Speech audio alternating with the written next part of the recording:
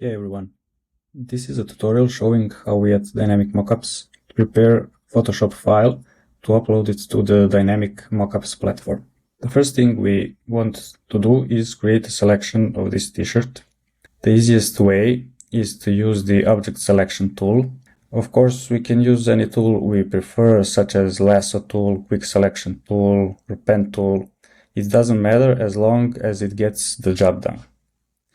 So I will use this object selection tool, hover over this t-shirt, click, and once it gets selected, we press on the keyboard Command J to duplicate this selection onto a new layer, Command J, and it might be a good idea to create an extra copy of this layer in case we need it later. So once again, Command J. The next thing we want to do is to convert this new layer into a smart object. Right click, convert to smart object. Inside this smart object, we will delete this t-shirt and add a solid color fill layer just for demonstration purposes. So we make solid color fill, delete this one, Command S to save it, Command W to go back. At this point, we notice that the current setup isn't ideal, so we should add a mask to the smart object. We do this by command click on the thumbnail of the extra t-shirt layer we created earlier, and we select the smart object layer and apply a clipping mask. Better, but if we want to make it just a little bit more realistic, we should change the blending mode of the smart object layer to multiply. And this looks already much better. Now, if we want to make the mockup look even more realistic, we can create shadows and highlights. First, we start with highlights. We keep only the t-shirt selection layer visible, so we hide everything else. Select this layer. Go to the Channels tab, press Command click on this RGB layer, U on the keyboard to enter Quick Mask mode. Then press Command plus L to enter Levels Adjustment and adjust it to target only the light pixels. The white area gets selected, the red ones will not. So we move the slider on this histogram to target the white pixels, and the red ones don't get selected. This is fine, you can fine-tune it as you like. Click OK. Enter again Q on the keyboard to exit Quick Mask mode. Go back to the Layers tab. Press Command J to create a new layer from this selection. Then we make a selection of this new layer by Command click on the thumbnail. Then we go to Edit, Fill, and we will fill it with white. Command D to deselect.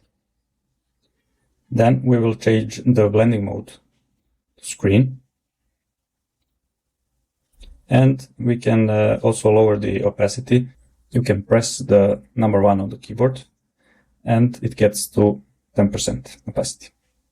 Next thing are shadows, and the process will be almost the same.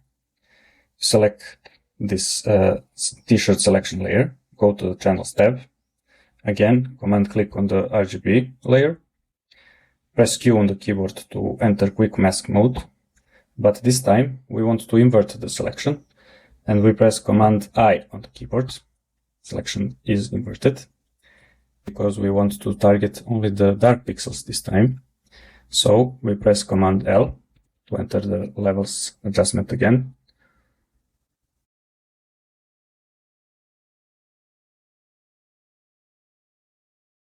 OK. Again, press Q on the keyboard to exit Quick Mask mode. Go back to the Layers tab. Press Command J to duplicate selection onto the new layer. Next thing is to fill it with black color. So we made a selection of this layer by Command click on this thumbnail.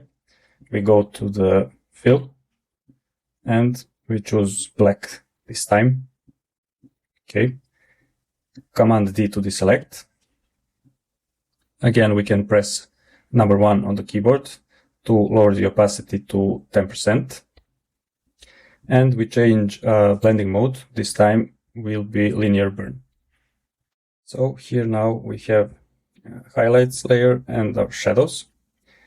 We can turn this on now and just check the results. Everything looks much more realistic. This is before shadows and highlights, and this is with shadows and highlights. This is much better. This looks very realistic now, but if we want to make it even more realistic, we can do next step, and that is to use a warp tool. First, we should unlink the mask from the smart object layer. Then we get inside smart object, and we insert any sample image just for the purpose of observing changes while we're using warp. So I have prepared Dynamic Mockups logo. We can change the background color a little bit to be more contrasty. Command S, Command W to exit. And you can see our logo here on the t-shirt. So to apply a warp tool, we select the smart object layer, click Command T on the keyboard to transform, right click on the mouse and enter warp. So we can just play around a little bit and fine tune it. You can change it however you like.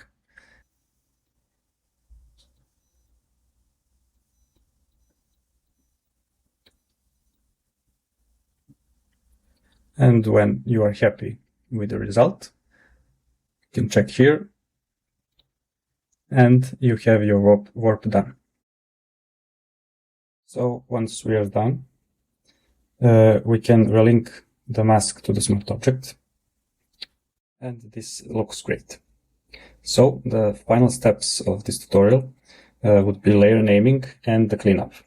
So it is very important to properly name all the layers to keep the file organized. For example, background, shadows, highlights instead of layer 3, layer 2. So we will do that. First highlights layer, then shadows. This layer we don't need anymore, we can delete it.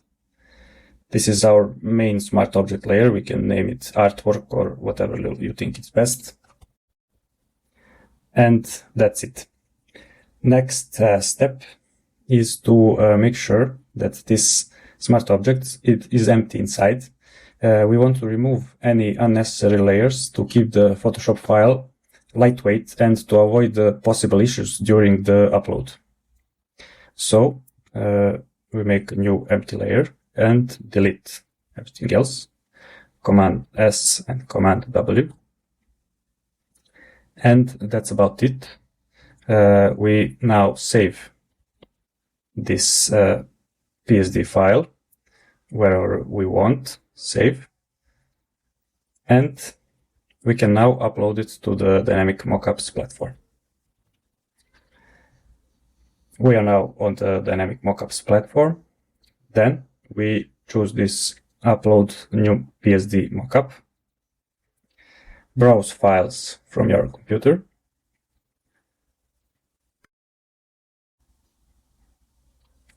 then we click continue to mockup. We can now test it, add some artwork. We have a logo of Dynamic Mockups, add to mockup. So this works nice. And that's it. Thank you for watching. I hope this helps you.